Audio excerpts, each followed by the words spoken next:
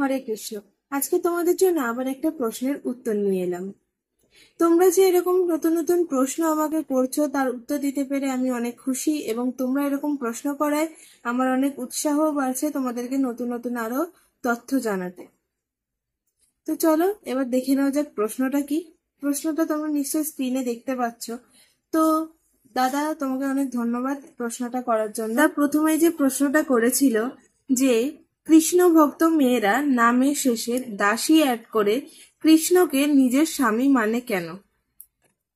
তো এর উত্তরটা হলো, আমরা সকলেই ভগবানের নিত্য দাস। আমরা হলাম আত্মা আর ভগবান হলো পরমাত্মা।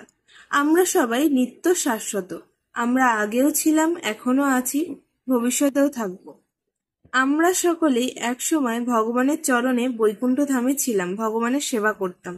কোনো এক পাপকর্মের ফলে, কোনো এক ভুলের কারণে আমাদেরকে এই দুঃখালয় মশাশতম, এই দুঃখের সাগর, এই অনিত্য জড়জগতে আসতে হয়েছে। এখানে আমরা বহু জন্ম, শাস্ত্রে উল্লিখিত আছে 84 লক্ষ জন্ম, তার মধ্যে 4 লক্ষ হলো মনুষ্য জন্ম। এই 84 লক্ষ জন্ম ধরে আমরা ঘুরে বেড়াচ্ছি, কৃষ্ণকে ভুলে রয়েছি। তারই মধ্যে আমরা নানান পাপ পুণ্য কর্ম করছি। এই কোনো এক পুণ্যকর্মের ফলে আজ আমরা সাধু গুরু বৈষ্ণবের সংস্পর্শে আসতে পেরেছি, আমরা শাস্ত্র পড়তে পেরেছি, অর্থাৎ গীতা অধ্যয়ন করতে পেরেছি, ভাগবতম পড়তে পারছি, এবং জানতে পারছি আমি কে, ভগবান কে, এবং কেনই বা আমি এত দুঃখ কষ্টের মধ্যে আছি। এই জড়জগতে মায়ের গর্ভ থেকে জন্মানোর পরে পরিবার আমাদের একটা নাম রেখে থাকে, এবং সাথেই পরিবারের টাইটেলও আমরা পেয়ে যাই। কিন্তু যখন আমরা সাধুগুরু সংস্পর্শে এসে গ্রন্থ অধ্যয়ন করে জানতে পারি আমার আসল পরিচয় কি, আমি কে, ভগবান কে, তখন আমরা ভগবানের সেবায় নিযুক্ত হই।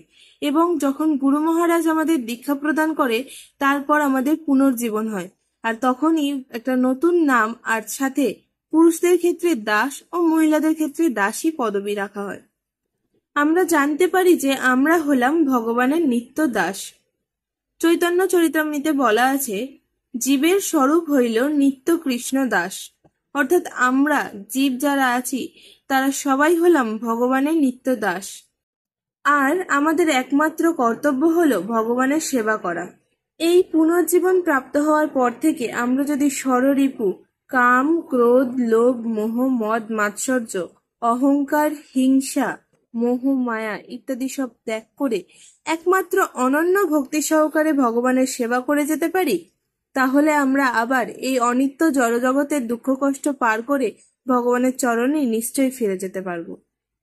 দাদা আর একটা প্রশ্ন করেছিল যে মেয়েরা কেন সবসময় ফোন নিয়ে পড়ে থাকে, তারা কি সংসারের দায়িত্ব নিতে ভয় পায়? তো সেই উত্তরে সংসারেরটা আগে বলি, মোবাইলেরটা পরে বলবো। আমরা সবাই মাতৃগর্ভ থেকে জন্মানোর পূর্ব থেকেই জন্ম মৃত্যু জরাব্যাধির চক্রে এই জড় সংসারে ফেসে আছি।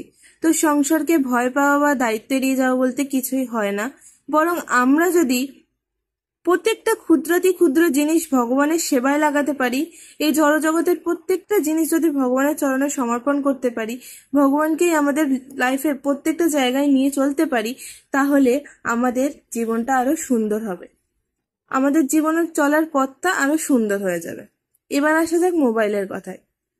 আজকালকার আমাদের এই মডার্ন যুগে আমাদের অ্যান্ড্রয়েড ফোন আমাদের সকলের নানান কাজে লাগে। প্রতিটা জিনিসের মতো মোবাইল ফোনেরও উপকারিতা অপকারিতা উভয়ই আছে।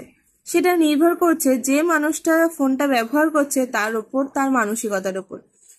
সে যদি ভালো কাজে লাগায় তাহলে সে ভালো ফল পাবে, সে যদি খারাপ কাজে লাগায় তাহলে সে খারাপ ফল পাবে। এটা তার কর্ম, তার ফল। আমি আগেও বলেছি, আবারও একবার বলছি, আমাদের চেষ্টা করা উচিত প্রত্যেকটা ক্ষুদ্র থেকে ক্ষুদ্রতম জিনিসও ভগবানের সেবায় লাগানো।